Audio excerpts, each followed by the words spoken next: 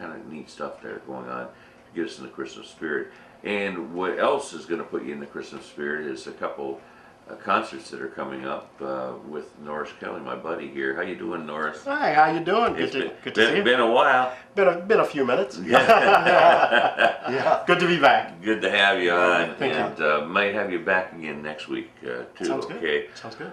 I've been announcing an event that is coming up on the 21st that is put on by, I believe, the Marcy family. That's correct. And you're the headline star there, according to them, and it's going to be held at the UCC Church. And tell us about that. This program is called A Gift of Music, and it's to the community. And there are going to be a few people that are going to be involved. Myself, my buddy, my friend for quite some time now. His name is Charles Spencer. Mm-hmm. He's a bass baritone from the North Canton area. Mm-hmm. And he's sung with the Cleveland Lyric Opera Company, the Michigan Opera Company. So he's done quite a bit of work with Columbus area. Okay. Number of opera companies, and he's going to be singing. And then we have a real special treat. The soprano that's going to be singing, her name is Robin Lamp, and she is related to Bob Marcy and Sandra Gockel.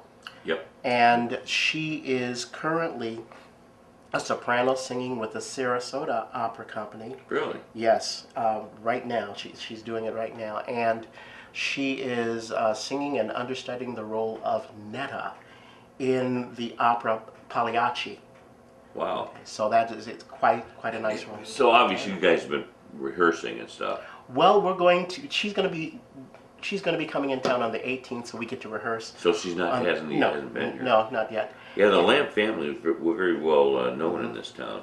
And I believe Sandy was Lamp, Sandy Gockel.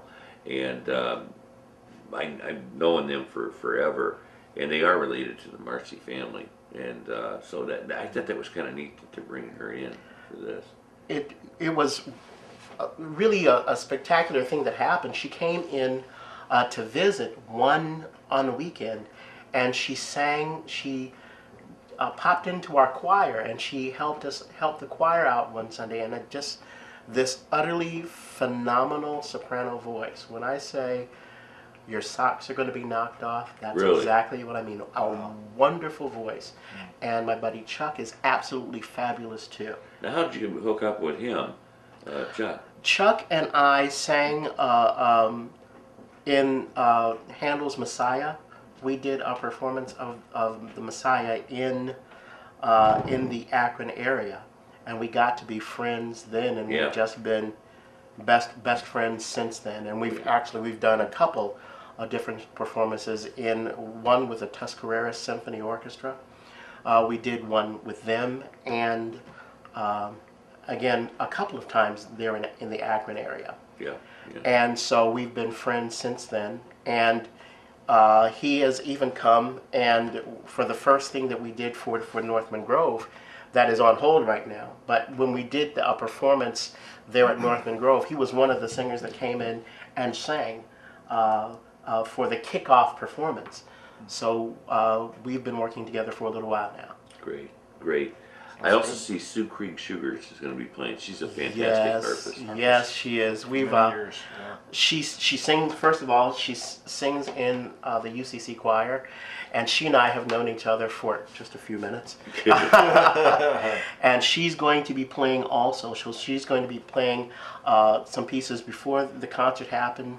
We're going to be doing some work together, and I'm really looking forward for this performance to take place. When I say the gift of music, we're going to be singing Christmas music, some Christmas music. We're going to be singing arias and duets and that type of thing from operas. Mm-hmm. So I think it's going to be a mixed bag of music for the community. Now, I've known Susan since she just got out of high school. She went to work for us at the News Herald. In those days, she was just a young kid. And I've known her forever. And remember her from high school as well. But she played the harp at my cousin's funeral here last summer, and it was really neat to have her perform that because you know, it's something like that. It's very solemn, of course, and it just added something that made me feel more relaxed, and you know, it was very entertaining as well. And then you have an accompanist by the name of Deborah Tan Fleming. Deborah Tan Fleming, yes. Deborah, I don't know her. the daughter of Dr. Tan. Okay. Okay. Deborah Tan Fleming is going to be our accompanist, and she is a very accomplished accompanist. She is the organist at, I think, Messiah Lutheran Church there in Ashtabula, and she does tons of accompanying all around. Really? Lots of work for the Ashtabula Art Center, and she and I are going to be doing quite a bit of work here in the future together. Okay. And just a phenomenal group of musicians that I think we're going to have a good time. And I hope the community enjoys it. Right. Now, this is going to be on the 21st at 3:30 p.m. in the afternoon at the UCC Church, which is a beautiful church. Yes. And I've been mentioning this for the last week or so, more probably than that. And I've been saying, if you want to get into the spirit of Christmas and have a very entertaining afternoon, there's a ton of talent that are going to be performing. Just come on out and enjoy. We want this to be an experience for the community. Number one, as musicians, we love the chance to do what we do. And performing is what we do. Performing is a way of communication with the audience, a way of giving back that we have been given. When you're performing, you really get to make a connection with your audience. And that's something that I had let go for a little while. Really? And it's so good to be doing it again. You know, I remember you, and I've said this before when I've had you on, as the oratorical champion back in the day as a high school student. I believe it's high school. Yes, but we won't say when that was. No, but I could tell you. I could tell you though. I won't. But but I did not know that you were a singer at that time. I just felt you were an excellent speaker for that young age. And then, were you a performer as a young boy? I started singing when I was 10 years old. Okay. And we used to attend the Apostolic Faith Church here in Conneaut. The Reverend, Robert Lyons was the pastor of that church. I started singing. We had moved from Cleveland, Ohio, and we started attending that church. And when I was there, I started singing.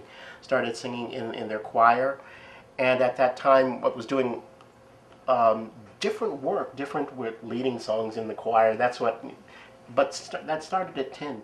Yeah. At 10, I didn't really get into public speaking until after that. Really? But my mother, who was a teacher, whatever you said that you were going to do, she made sure you sat and you practiced, and we're going to do public speaking. We're going to work on this. Yeah. Okay, yeah. So we worked a lot on the public speaking. Did you ever take singing lessons? Yes, I did. Okay. Did you?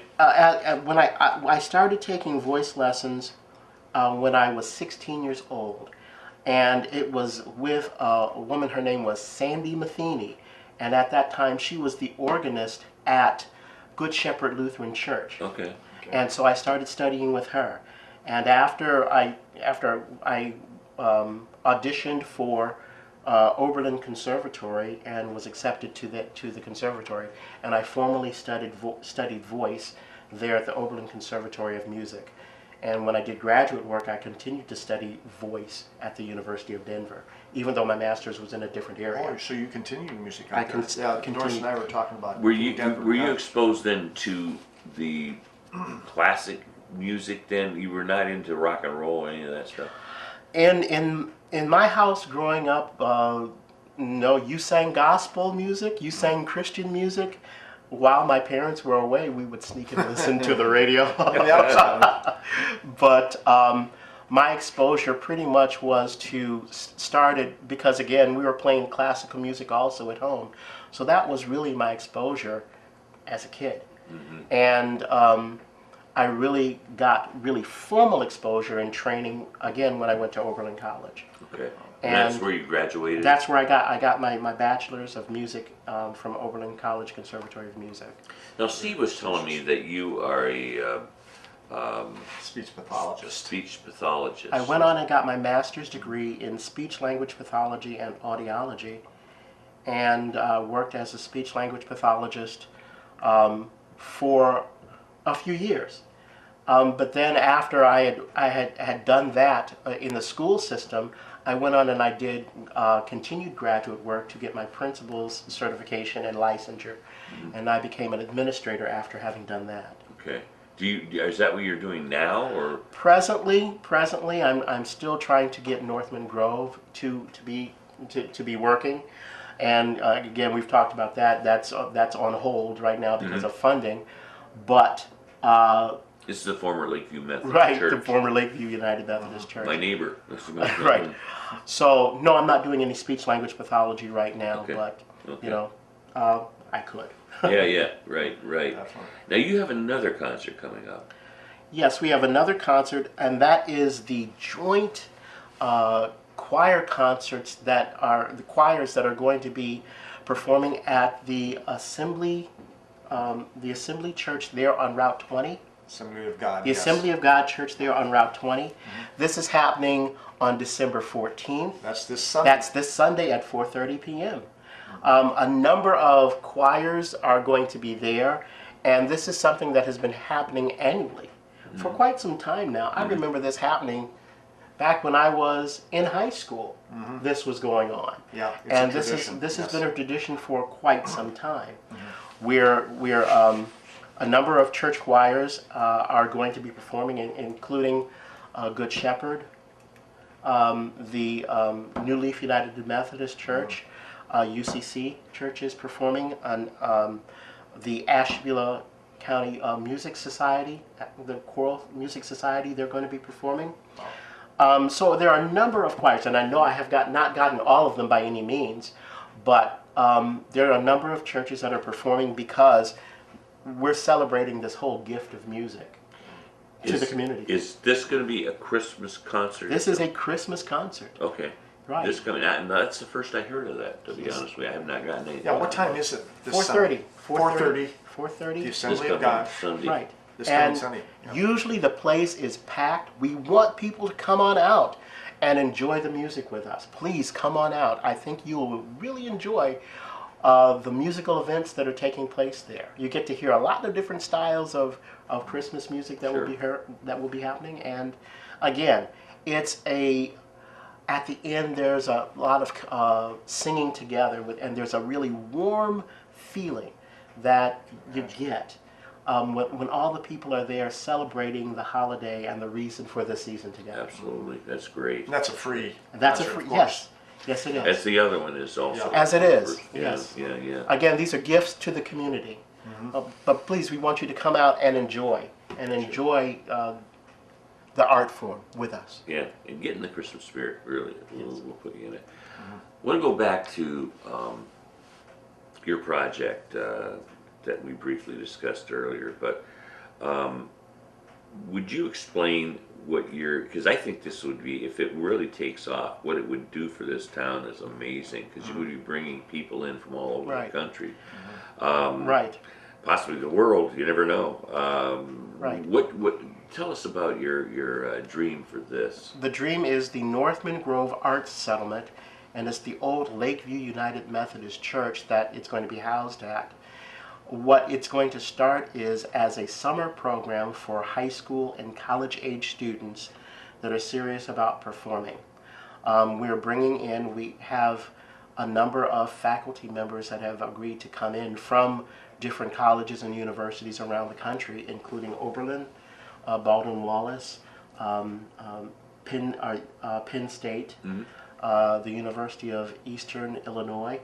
A number of these people that are coming in that are professional musicians, but they're also college faculty. So they're coming in and they will be teaching both the college age and high school age students that are serious about performing.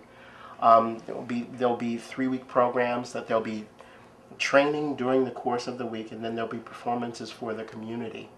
Now, are you familiar with all these teachers that you have lined up? That, Yes. So they're contacts of yours that you have known. Yes. That's fantastic. Yes, they're people that I've known. They're people that I've worked with personally, people that I may have gone to school with, people that they have gotten me in contact with. It becomes quite a network of individuals that you Right. get to interact with. This is a great project It's because, as you know, Norris, you grew up. There's a lot of talent. There's a lot of musical talent in this area, Right. and hopefully this really gets off the ground, because what an opportunity for young people to start their musical career. We had a vocal camp last summer. We had a small vocal camp that took place last summer, and we got to work with a few students, and they worked during the course of the week, and then they had a performance at the end of the week, and it ended up being very successful because those students that came, they really got a lot of individual attention from those of us who were teaching. And that's what up-and-coming artists and even art lovers need to have, because this is just something, it's a time of nurturing, trying your craft and that type of thing that is invaluable to that future performer and even a music lover. Yeah. Not everybody's going to be a performer, but I tell you what, there's a place for everybody in the arts. That brings me to a question, Norris. You say somebody comes to you, they want to be a singer, but has no idea how to be one. Can you train, is it possible to train or teach a person to be a singer? Or does it have to be within their talent to be able to perform? There has to be some innate ability, yes. Yeah. There has to be some innate ability, but also training. There's a whole lot of training that takes place, because it's not just getting up and singing. It's mastery of different languages. I had to study Italian, German, and French. Right. And Italian, German, and French diction. I had to learn musical genres. I had to learn periods of music, what was appropriate to be performed, how things were performed in a certain way.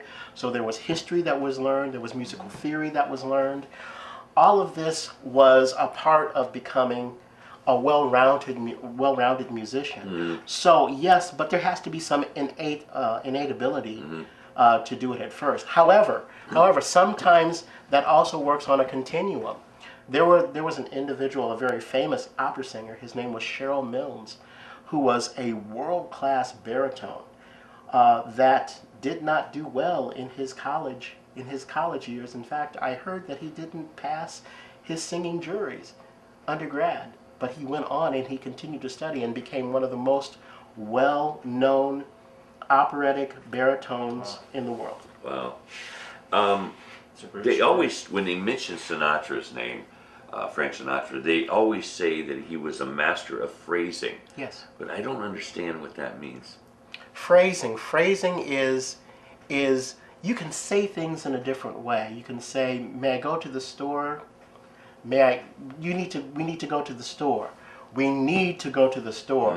We need to go to the store now. You know, there are different ways of putting things. And sometimes a composer will have written things in a particular way, and sometimes it takes that artist to say, I see it a little bit different way, a different way. And they convey that message in a different way, and they bring their audience along with them. So they get a musical point. And that's what he was a master of. Okay. He was a master of turning a phrase. He was of saying it in just a way that really got your attention. Okay. So that's what phrasing is. Okay, because I was thinking, you know, is it the way his timing is or what? But now I understand it, because if you listen to My Way or any of the big songs that he had, he did phrase them so that you kind of punched in the nose a little bit. Exactly. You know. And he took you on the journey with him. Yeah. Yeah. And that's what a skilled musician does. They take you on the journey with them. Okay. Excellent. Excellent. Norris, do you write music? No, I'm not. I do not have that talent of writing it. That's a specific talent. That is it, yeah. It is. That Okay. that I have not been blessed with. Okay. But you can read music. Oh, most certainly. Obviously, but as a musician, You'd have to. they don't let you graduate. Yeah. Unless you have a certain level of I'm kind of proficiency with surprised that reading. you're not a writer, though. of Music, Yeah, that's why yeah, even I can write music, but certainly not in your the type of music that you perform. But I did some writing of rock and roll stuff, and that was easier for me than performing, because performing I was not that good. There are a lot of, you know what, there are a lot of people that do have that. They're blessed. It's a certain gift that you have to be able to conceptualize a piece and put it down. That's another form of expression. Right. Is being able to put that music down. And that's an innate ability too. A lot of time, again, it's an innate ability, but again, a lot of people continue their training to get better at the craft. Get better at the craft. Yeah. That makes sense. What we're talking about for Norris, he has 2 concerts coming up. One, relatively quickly here, it's Sunday, the 14th, at the Assembly of God out there on Route 20, West Main Road. And all kinds of choirs are going to be performing. And is that the Asheville Choral? Is that the one Kathleen Milford? That's correct. That's involved correct. with? She was on the show last week. Yeah. Okay. Yes. Yes. Yeah. They are performing. They are performing. I know that the Good Shepherd Lutheran Church is performing. New Leaf United Methodist Church, UCC Choir is going to be performing. There are a number of, and I know that there are a few others. I just can't. That's okay. I'm having a senior moment. But you won't go away wanting for this concert. That concert is at 4:30 at the Assembly of God. Right. So it's open to the public. Go on out and enjoy it. It's free. You can't beat the price. And that'll be 4:30. Now I'm going to have you go back over the December 21st. December 21st is a performance with Robin Lamp, a soprano with the Sarasota Opera Company. My friend Charles Spencer, who has sung with Cleveland Opera, who sung with Michigan Opera Company and an opera company there in Columbus. And myself, Sue Krieg, will be performing on the harp, and our accompanist for that day will be Deborah Tan Fleming. So please come out and enjoy. It's called A Gift of Music. We're going to be singing, again, Christmas music, opera music, that type of things, arias, duets. Please come on out. It's going to be at 3:30 at the UCC Church on the December 21st. A week from this. A week from this Sunday. Norris, have you ever entertained the idea of maybe going performing professionally on a full-time basis? I had entertained that, and then I got a little bit scared about doing that. Really? Why? Right. Because again, a lot of times you can have a whole lot of talent, but sometimes you need to get that lucky break. And sometimes there are a whole lot of people that have a whole lot of talent that don't necessarily get that break. Right. And so I have performed a little bit, but I wanted to, and the older I get, the more I want to do it. But I was always a little bit reserved about just really going and going full for that, because again, sometimes you're as good as your last performance, and it does take quite sometimes a break. You know, I saw a video, Norris, on Channel 6 the other day, and it looked like, I'm sure it was you, directing a choir. Yes. And I don't know, I come in late on it, so I don't know where that was, if that was at the UCC Church, or if they videoed that, or... We had, a few months ago, we had an exchange, a choir exchange, where different choirs came from, like Ashtabula, Orwell, here in Conneaut, and we did an exchange with each other. We sang for each other. Outside of the Christmas time, it was just something that we had done. We had been invited to go to do at a church there in Ashtabula last year, and so we decided to host we have our own performance. So we invited those choirs to come and sing with us, and then we had a mass choir of all the choirs together, we sang at the end, and we did a couple of pieces there at the end. Okay, okay. I asked Kathleen Milford last week when she was on the show. I never understood, because I'm not in the choir vein, or so to speak, and I go, I noticed that the directors use their hands, and I go, I don't understand what that is. And she said, hopefully, she goes, the performers are listening to pick up the sound or the eye. Is that? That's exactly what it is. A lot of times it also helps you keep there's a certain beat that the music has. Yes. A lot of times your beat might be in 4/4. This says 1, 2, 3, 4. Okay, and so they get to see what the beat is. I'm extending something and I'm giving them the cutoff where the cutoff needs to be. I might need to have them be very quiet, so I might bring them down a little bit. Yeah. Or else I might want to be a little bit louder.